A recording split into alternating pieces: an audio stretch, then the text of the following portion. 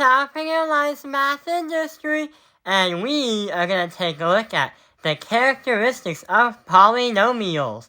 So recently, we've been learning on how to add, subtract, multiply, and graph them, but also find the y-intercepts. But how do we describe them? So recently, this is the homework that I did for my Algebra 2 class, but the question is, how did we get these answers? So we're going to be using this graph over here and kind of redo the work to try to understand how do we even describe this kind of polynomial? Or should I say, how do we describe that graph in the first place? So let's get started. When we take a look at the x-intercept, we like to take a look at where the x-intercepts are. We're going to start very easy and go along the way, build up our level. So the x-intercepts are here and here. So we can say negative 2, 0 and positive 2, 0. Negative 2, 0 and positive 2, 0. But also we can say 0, 0, but never use 0, 0 in an equation when you try to find the y-intercept, because it will destroy everything. Now we can take a look at the y-intercept.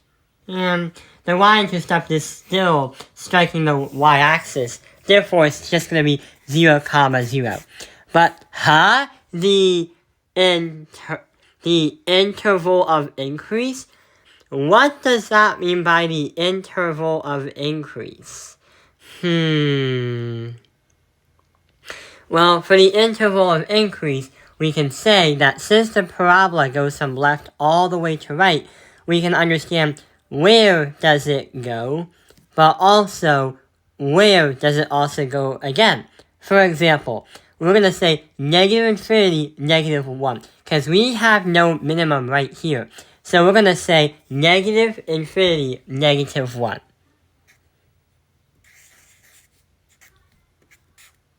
That's going to be our interval increase, our interval of increase. But not only that, we still have another interval of increase. We have 1 to infinity. So it drops down here, but 1 to infinity, which goes way up here. So we're going to say, coordinately, 1, infinity. Wait, not what we meant. So we're going to move that right here. But what is the interval decrease? Because we have no idea what that was. Well, in between the two increases, the decrease is the line going from here to here. The decrease is going to be negative 1, 1. So we can start right there. That's when it starts to decrease. So we can say negative 1, 1 as a coordinate, where it starts to decrease. The local max and the local minimum. The local max talks about where it kind of goes to right here, then goes down. So the local maximum would be negative 1, positive 2.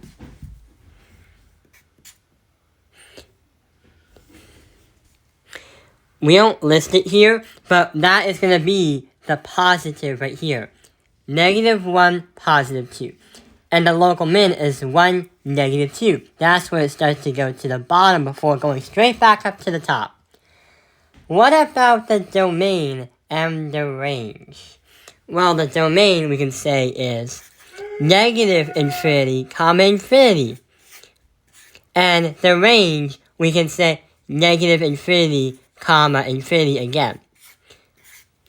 But, the absolute maximum and the absolute minimum, since the graph just goes up and down, and there's no really specified way to kind of stop them from keep going up and down, we are going to say that there was no absolute maximum, and there was no absolute minimum.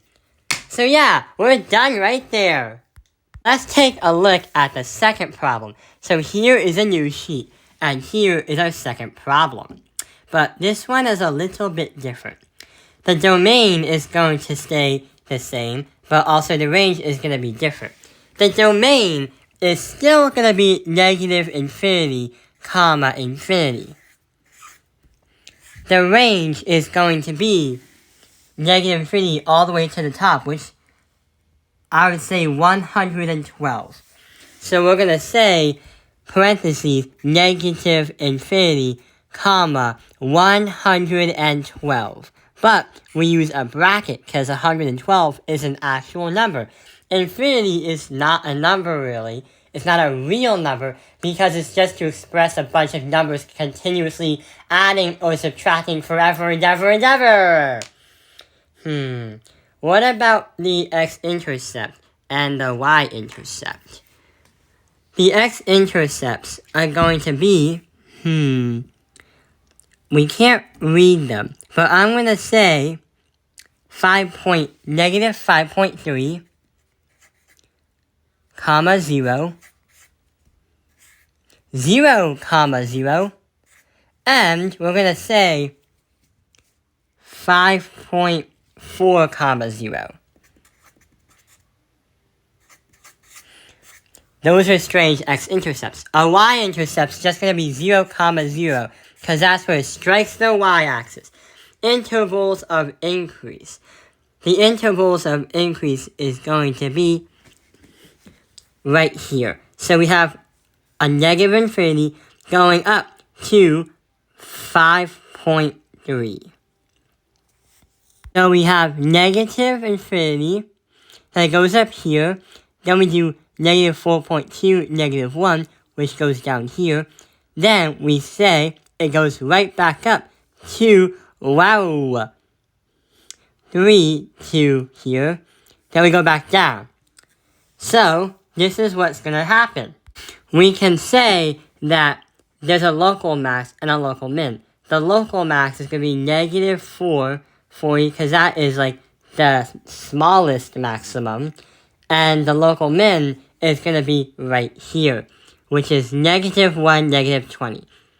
We have an absolute maximum, which is 3, comma 12, or 112. That's the absolute maximum. So we're going to write here, do 3, comma 112. That's the maximum, the absolute maximum. But what about the absolute minimum? There is none. The reason why we call it none is because there's no way to tell it because the arrows keep pointing down towards negative infinity. So yeah, I hope this video has helped you understand the characteristics of polynomials. Usually you wouldn't find a graph that has a bunch of decimals that would also require guessing where the points are. You wouldn't really get those kind of graphs. So sorry for the inconvenience. I hope this video has helped you understand the characteristics of polynomials. Thank you for watching Top Finger Lines Math Industry. Like and subscribe.